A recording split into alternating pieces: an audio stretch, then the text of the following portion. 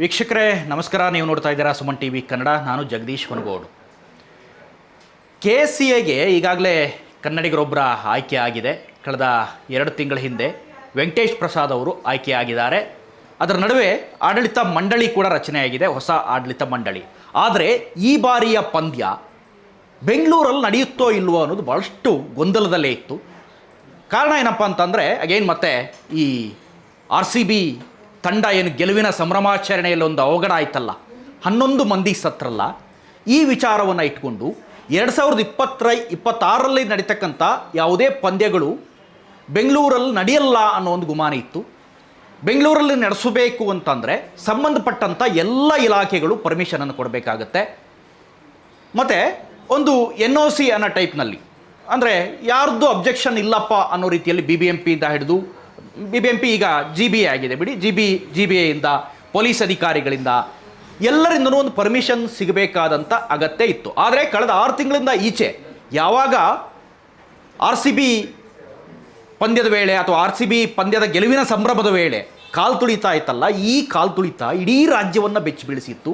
ಇಡೀ ರಾಜ್ಯದ ಜನತೆಯನ್ನು ಒಂದು ರೀತಿಯಲ್ಲಿ RCB ಗೆಲುವೇನಿತ್ತಲ್ಲ, ಆ ಗೆಲುವಿನ ಸಂಭ್ರಮಕ್ಕಿಂತನೂ ಈ ದುಃಖದ ಅಥವಾ ಈ ಒಂದು ಅವಘಡದ ಸಂಗತಿನೇ ಆವರಿಸ್ಕೊಂಡು ಬಿಟ್ಟಿತ್ತು ಅಂತಲೇ ಹೇಳ್ಬೋದು. ನೋಡಿದ್ರಿ ಆ ಸಂದರ್ಭದ ಘಟನಾವಳಿಗಳನ್ನೆಲ್ಲ. ಆ ಹಾಸನದವರು ಬೇರೆ ಬೇರೆ ಕಡೆಯಿಂದ ಏನು ಬಂದಿದ್ರಲ್ಲ, ಲಕ್ಷಾಂತರ ಜನ ಅಭಿಮಾನಿಗಳು ಈ ಪ್ಲೇಯರ್ಸ್ಗಳನ್ನು ನೋಡೋದಕ್ಕೆ. ಹಾಸನದ ಒಂದು ಸ್ಟೋರಿಯನ್ನು ನೋಡ್ತಾ ಇದ್ದೆ ನಾನು. ಕೇವಲ ಒಂದು 18 ವರ್ಷದ ಯುವಕ ಉಸಿರುಗಟ್ಟು ಸಾಯ್ತಾನೆ ಅಂತಂದರೆ, ಅಂದರೆ ಜನಸಂದಣಿ ಹೆಚ್ಚಾಗಿದ್ದರಿಂದ ಆದಂಥ ಪರಿಸ್ಥಿತಿ ಇದು. ಇದಾದ ನಂತರ ಸರ್ಕಾರ ಕೂಡ ಎಚ್ಚೆತ್ಕೊಂಡಿತ್ತು, ಪೊಲೀಸ್ ಇಲಾಖೆ ಕೂಡ ಎಚ್ಚೆತ್ಕೊಂಡಿತ್ತು. ಎಲ್ಲೇ ರಾಜ್ಯದಲ್ಲಿ ಎಲ್ಲೇನೇ ಇಂಥ ದೊಡ್ಡ ಜನಸಂದಣಿ ಸೇರಬೇಕು ಅಂದ್ರೂ ಅದಕ್ಕೆ ತಕ್ಕನಾದ ಅಚ್ಚುಕಟ್ಟಾದ ವ್ಯವಸ್ಥೆ ಆಗಬೇಕು ಅನ್ನೋ ರೀತಿ ಒಂದು ಸ್ಟ್ಯಾಂಡರ್ಡ್ ರೂಲ್ ಅಥವಾ ಸ್ಪೆಷಲ್ SOP ತೆಗೆದುಕೊಂಡಿತ್ತು ಸರ್ಕಾರ.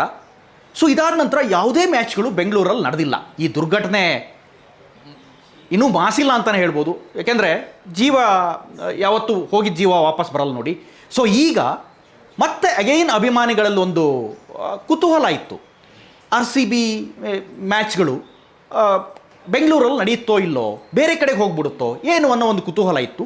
ಈಗ ಆ ಕುತೂಹಲಕ್ಕೆ ತೆರೆ ಅನ್ನೋ ರೀತಿಯಲ್ಲಿ ನಿಮಗೊಂದು ರೀತಿಯಲ್ಲಿ ಇದು ಖುಷಿ ಕೊಡೋ ಸುದ್ದಿ ಅಂತಲೇ ಹೇಳಬೇಕಾಗತ್ತೆ. ಎಲ್ಲ ಮ್ಯಾಚ್ಗಳು ಕೂಡ ಬೆಂಗಳೂರಲ್ಲಿ ನಡೆಯುತ್ತೆ ಅನ್ನೋದನ್ನು RCB ಹೇಳ್ತಾ ಇದೆ. RCB ಒಂದು ಪೋಸ್ಟನ್ನು ಹಾಕಿದೆ. ಬೆಂಗಳೂರಲ್ಲಿ ನಾವು ಮ್ಯಾಚನ್ನು ನಡೆಸೋದಕ್ಕೆ ಓಕೆ, ಯಾವುದೇ ತಕರಾರಿಲ್ಲ, ಆದರೆ ನಿರ್ದಿಷ್ಟ ಕ್ರಮಗಳನ್ನು ಕೈಗೊಳ್ಳಬೇಕು, ಏನೇನು ವ್ಯವಸ್ಥೆ ಮಾಡಬೇಕು ಅನ್ನೋದನ್ನು ಕೂಡ ತನ್ನ ಪೋಸ್ಟ್ನಲ್ಲಿ ಹೇಳಿದೆ. ಬಹಳ ಮುಖ್ಯವಾಗಿ 350ರಿಂದ 400 AI ಕ್ಯಾಮ್ರಾಗಳು ಬರುತ್ತಂತೆ. ಅಂದರೆ AI ಕ್ಯಾಮ್ರಾಗಳನ್ನು ಅಳವಡಿಸ್ತಾರೆ. ಅಗೈನ್ ಪೊಲೀಸ್ ಇಲಾಖೆ ಪರ್ಮಿಷನ್ ಬೇಕು, BBMP ಪರ್ಮಿಷನ್ ಬೇಕು, ಇದೆಲ್ಲದಕ್ಕೂ ಕೂಡ ವ್ಯವಸ್ಥೆ ಆಗ್ತಾ ಇದೆ.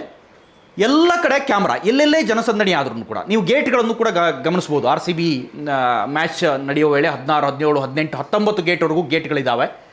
ಸೊ ಕಳೆದ ಬಾರಿ 3, 9, 14 ಈ ಗೇಟ್ಗಳಲ್ಲೆಲ್ಲ ಕಾಲು ತುಳಿತ ಆಗಿತ್ತು. ಒಂದೇ ಸರಿ ಜನ ನುಗ್ಗಿಬಿಡ್ತಾರೆ, ಸಾವಿರಾರು ಜನ ಅಭಿಮಾನಿಗಳು. ಸೊ ಆ ಸಂದರ್ಭದಲ್ಲಿ ಬೆಂಗಳೂರು ಕಮಿಷನರ್ ಅವ್ರನ್ನ ಸಸ್ಪೆಂಡ್ ಮಾಡಲಾಗತ್ತೆ, ಅಮಾನತಿನಲ್ಲಿ ಇಡಲಾಗುತ್ತೆ ದಯಾನಂದ್ ಅವ್ರನ್ನ. ಸೊ ಇದು ಕೂಡ ಇಂಥ ಒಳ್ಳೆ ಕಮಿಷನರ್ನ ನೀವು ಸರ್ಕಾರದ ಉದ್ದೇಶದಿಂದಾಗಿ ಇವ್ರನ್ನ ನೀವು ಸಸ್ಪೆಂಡ್ ಮಾಡಿದ್ರಿ ಅನ್ನೋ ಒಂದು ಅಪವಾದ ಕೂಡ ಹುಟ್ಕೊಂಡಿತ್ತು ಸರ್ಕಾರದ ಮೇಲೆ. ಅದಾದ ನಂತರ ಅವ್ರಿಗೆ DG ಪೋಸ್ಟ್ಗೂ ಕೂಡ ಅವರು ಲಿಸ್ಟಲ್ಲಿದ್ದರು. ಈ ಒಂದು ಪ್ರಕರಣ ಅವ್ರನ್ನ ಎಲ್ಲ ಒಂದು ಕಡೆ ಒಂಥರ ಹಿನ್ನಡೆಗೆ ಸರಿಸ್ತು ಅಂತಲೇ ಹೇಳ್ಬೋದು. ಈಗ ಅಗೈನ್ RCB ಒಪ್ಕೊಂಡಿದೆ. ಒಂದು ಗಮನಿಸಿ ನೀವು, ಇಲ್ಲಿ KCಗೆ ಇಲ್ಲೇ ಮ್ಯಾಚನ್ನು ನಡೆಸಬೇಕು ಅಂತ ಇದೆ. ಮ್ಯಾಚ್ ನಡೆದ್ರೆ ಮಾತ್ರ ಅಲ್ವಾ ಇವರಿಗೆ ಹಣ ಬರೋದು, ಯಾವುದೇ ಮೂಲ. ಈಗ 6-7 ಮ್ಯಾಚ್ ನಡೆಯುತ್ತೆ ಅಂತಂದರೆ ಪ್ರತಿ ಟಿಕೆಟ್ಗೂ 2,000 ಅಂತಲೇ ನೀವು ಕೌಂಟ್ ಮಾಡಿದ್ರೂ ಕೂಡ ಒಂದಿಷ್ಟು ಹಣ ಬರುತ್ತೆ. ಸೊ ಅವಾಗ KCA ಆಬ್ವಿಯಸ್ಲಿ ಒಂದಿಷ್ಟು ಹಣವನ್ನು ಗಳಿಸೋದ್ರ ಮೂಲಕ ಅಚ್ಚುಕಟ್ಟಾದ ವ್ಯವಸ್ಥೆನೇ ಆಗುತ್ತೆ. ಬೆಂಗಳೂರನ್ನ ಅಷ್ಟು ಮಟ್ಟಿಗೆ ನಿರ್ಲಕ್ಷ್ಯ ಮಾಡುವಂಥ ಪರಿಸ್ಥಿತಿ ಕೂಡ ಇಲ್ಲ. ಯಾಕೆಂದರೆ ನೀವು ಪುಣೆಯಲ್ಲೋ ಅಥವಾ ಬೇರೆ ಎಲ್ಲೋ ಡೆಲ್ಲಿಯಲ್ಲೋ ಮ್ಯಾಚ್ ನಡೆದ್ರೂ ಕೂಡ ಬೆಂಗಳೂರಿಗೆ ತನ್ನದೇ ಆದಂಥ ಒಂದು ಮಾನ್ಯತೆ ಇದೆ. ಬೆಂಗಳೂರಲ್ಲಿ ನಡೆಯುತ್ತೆ ಅಂದರೆ ಇಡೀ ದೇಶ ಮಟ್ಟದಲ್ಲಿ ಆ ಮ್ಯಾಚನ್ನು ಎಲ್ಲರೂ ಕೂಡ ಒಂದು ಭಾಳ ಕುತೂಹಲದಿಂದ ನೋಡ್ತಾ ಇರ್ತಾರೆ. ಸೊ ಆದರೆ ಈ ಒಂದು ಕಪ್ಪು ಚುಕ್ಕೆ ಇದೆಯಲ್ಲ, ಇದು ಬೆಂಗಳೂರು ಮೇಲೆ ಒಂದು ದೊಡ್ಡ ರಾಷ್ಟ್ರಮಟ್ಟದಲ್ಲಿ ಬ್ಯಾಡ್ ಫೇಮನ್ನು ತಂದಿತ್ತು ಅಂತಲೇ ಹೇಳ್ಬೋದು. ಆದರೆ ಈಗೆಲ್ಲವೂ ಕೂಡ ಒಂದು ಹಂತಕ್ಕೆ ಸೆಟ್ರೈಟ್ ಆದಂಗೆ ಕಾಣ್ತಾ ಇದೆ. ಅಗೈನ್ ಈ ಎಲ್ಲ ಮ್ಯಾಚ್ಗಳು ಕೂಡ ಬೆಂಗಳೂರಲ್ಲೇ ನಡೆಯುತ್ತೆ ಅನ್ನೋದನ್ನು RCB ಮ್ಯಾನೇಜ್ಮೆಂಟ್ ಸ್ಪಷ್ಟಪಡಿಸ್ತಾ ಇದೆ. 2026ರಲ್ಲಿ ಬರ್ತಕ್ಕಂಥ ಎಲ್ಲ ಮ್ಯಾಚ್ಗಳು ನಡೆಯುತ್ತೆ. ಆದರೆ ಅಚ್ಚುಕಟ್ಟಾದ ವ್ಯವಸ್ಥೆ, ಸರ್ತಿ ಸಾಲು ಎಲ್ಲದನ್ನೂ ಒಂದಿಷ್ಟು ಅಂಶಗಳನ್ನು ಉಲ್ಲೇಖ ಮಾಡಿದೆ. ಕ್ಯಾಮ್ರಾಗಳು ಕಣ್ಗಾವಲಲ್ಲಿ ಇರಲೇಬೇಕು ಅನ್ನೋದನ್ನು RCB ಈ ಮೂಲಕ ಸ್ಪಷ್ಟಪಡಿಸಿದೆ. ವೀಕ್ಷಕರಿಗೆ ಇದು ಒಂದು ರೀತಿಯ ಹರ್ಷ ಅಂತಲೇ ಪರಿಗಣಿಸಬೇಕಾಗುತ್ತೆ. ಇದಿಷ್ಟು ಈ ಕ್ಷಣದ ಅಪ್ಡೇಟ್ಸ್. ಇಂಥದ್ದೇ ಮತ್ತಷ್ಟು ಕಂಟೆಂಟ್ಗಾಗಿ ನೋಡ್ತಾ ಇರಿ ಸುಮನ್ TV ಕನ್ನಡ. ಹಾಗೆಯೇ ನೀವೇನಾದರೂ ನಮ್ಮ ಚಾನಲನ್ನು ಸಬ್ಸ್ಕ್ರೈಬ್ ಮಾಡಿಲ್ಲ ಅಂದರೆ ಈ ಕೂಡಲೇ ಸಬ್ಸ್ಕ್ರೈಬ್ ಮಾಡಿ, ಶೇರ್ ಮಾಡಿ, ಲೈಕ್ ಮಾಡಿ ಮತ್ತು ಕಮೆಂಟ್ ಮಾಡಿ. Thank you.